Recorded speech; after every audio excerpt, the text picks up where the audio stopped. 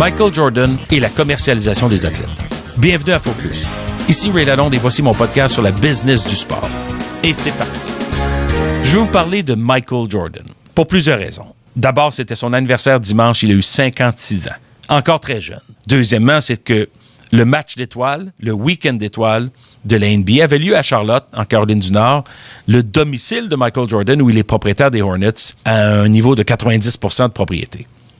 Michael Jordan est né à Brooklyn. Il a passé sa vie en Caroline du Nord. Il a joué au Laney High School. Il a été retranché à l'école secondaire lors de sa deuxième année parce qu'il était trop petit à Saint-Pierre-11. Il a quand même atteint l'Université de la Caroline du Nord pour Dean Smith, les Tar Heels de North Carolina. Il a été choisi en 1984 dans la première ronde, mais au troisième choix dans la NBA. 2 joueurs, donc 2 équipes, ont choisi quelqu'un d'autre que Michael Jordan. Imaginez. D'abord, les Rockets de Houston ont choisi Hakeem Olajuwon, qui effectivement s'est avéré un excellent joueur. Il sortait de l'Université de Houston. Olajuwon a gagné 2 titres de la NBA, 2 fois le joueur le plus utile, meilleur joueur défensif aussi. C'était pas un mauvais choix, au contraire, il est dans le temple de la renommée. On ne peut pas se tromper à ce niveau-là. Les Portland Trail Blazers ont choisi cependant Sam Bowie au 2e rang, un grand centre de l'Université de la Kentucky, et ça s'est pas avéré un grand succès. Il a été blessé souvent. Ça a été une carrière courte et difficile dans la NBA, et les Trail Blazers s'en mordent encore les doigts aujourd'hui. Parce qu'au 3e rang figuraient les Bulls, et les Bulls de Chicago ont choisi Michael Jordan. Ça n'a pas été long avant que Michael Jordan ait un impact. Il a même participé en 1984 aux Jeux olympiques de Los Angeles pour Team USA. Il a été évidemment un membre en 1992 de la Dream Team qui a pavé la voie à l'internationalisation de la NBA à travers le monde lors des Jeux olympiques à Barcelone. Michael Jordan a souffert un peu ses premières années comme joueur avec les Bulls avec une équipe médiocre. Ils ont perdu plusieurs finales de conférence contre les Pistons de Détroit, mais en 91, 92 et 93, les Bulls ont remporté le titre. Il a arrêté de jouer pour 2 ans. Il s'est dirigé vers le baseball à Birmingham, en Alabama. Ça n'a pas été très fort. Et les Bulls n'ont pas gagné ces 2 années-là. C'était justement les 2 années où les Rockets ont gagné. Lorsque Jordan est revenu en 96, 97 et 98, les Bulls ont remporté 3 autres titres. Alors, il y a peu d'athlètes qui ont gagné 6 titres consécutifs comme Michael Jordan. 6-0 en finale de la NBA. C'est quand même relativement incroyable ce qu'il a symbolisé.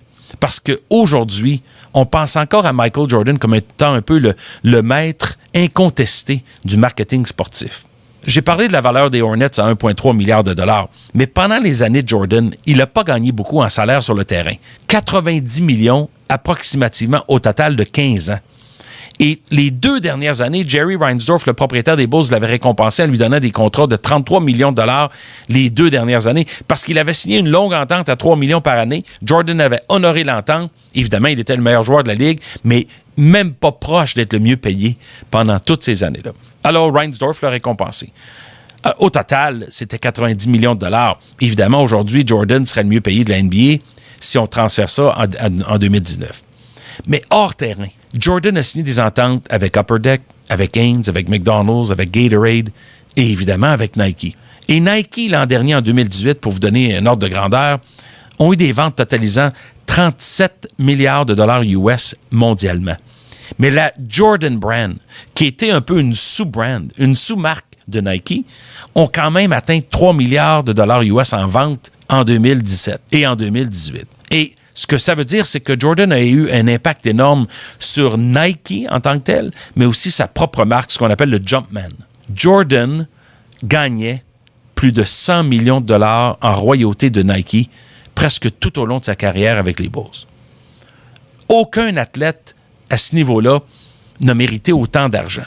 Et encore aujourd'hui, 20 ans ou presque après sa retraite avec les Wizards, il reçoit encore son chèque de 100 à 125 millions de dollars par année de Nike en royauté. On estime la valeur totale de Jordan à 1,5 milliard de dollars US. Il a une équipe de la NBA, il a les mains dans toutes sortes, il s'est bâti un terrain de golf, il a les mains dans toutes sortes d'endroits, côté affaires. Il est encore, imaginez-le, 20 ans après, parmi les athlètes ou ex-athlètes les mieux payés annuellement. Et encore une fois, lorsqu'on regarde Jordan, il est en train de paver la voie à d'autres athlètes qui ont l'espoir et l'ambition de devenir des propriétaires d'équipe eux aussi. Alors, quand on pense à Michael Jordan, on pense à l'impact qu'il a eu pour ces marques-là, à comment il a transformé une génération. Lui et David Stern, en même temps, arrivés en 1984, ont sauvé la NBA, sans aucun doute. Il a participé au film de Space Jam de Warner Brothers en 1996 et LeBron James va faire la deuxième version qui va être lancée en 2020. Il n'y a rien que Jordan n'a pas fait qui a pavé un peu le terrain, qui a ouvert les portes à Tiger Woods, à Steph Curry, à Roger Federer, à Rafael Nadal, évidemment à LeBron James. Tous ces gars-là ont pu s'associer comme ambassadeurs de marques sportives commercialement grâce au succès de Michael Jordan, qui a réussi à faire en sorte que les gens associent ces grandes marques de commerce avec Jordan.